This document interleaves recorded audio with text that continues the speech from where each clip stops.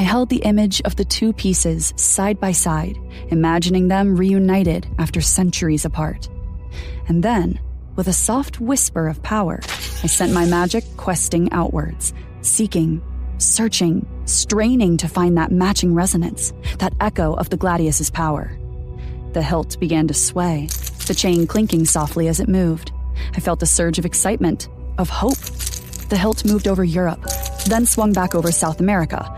Over and over, the arc getting smaller until something gave it another push and it changed direction, moving on an arc between North America and the southern tip of Africa.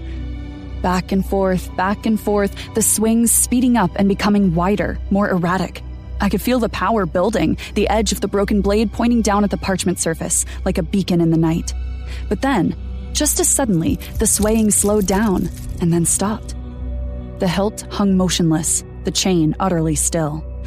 I frowned, pushing more power into the spell, focusing harder, straining with all my might to find that elusive connection. But there was nothing. No tug, no pull, no sense of direction or location. It was as if the third piece simply didn't exist, as if it had vanished from the face of the earth. I opened my eyes, blinking in the sudden light, feeling a profound sense of disappointment and frustration. After the difficulty we'd had finding the first two pieces, I shouldn't have been surprised, but I was. I'd hoped that having the other sections would make finding the third easier somehow. Fat chance. Ephraim and Nikolai stood in the doorway watching, their expressions a mix of hope and concern. Anything? I shook my head, letting the chain and hilt fall to the table with a soft clatter. No, nothing. Could it be shielded somehow? Hidden from your magic? Absolutely.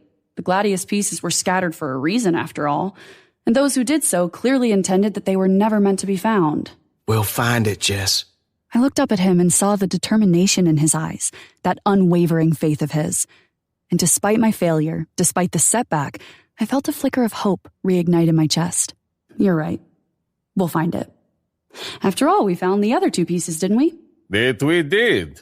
If your magic won't lead us to the sword, then we'll just have to do it the old-fashioned way. The old-fashioned way.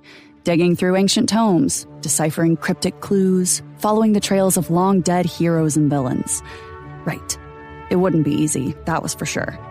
But then again, nothing about this quest had been easy. I rolled up the map, tucking it carefully away in the leather tube in which I'd found it. The gladius hilt went back into its protective case, alongside the other piece of the blade that we'd found in the church in Kutnahora. I put the silver chain I'd been using coiled neatly beside it. I picked up the case, turned to face my companions. All right, gentlemen, what are you standing around for?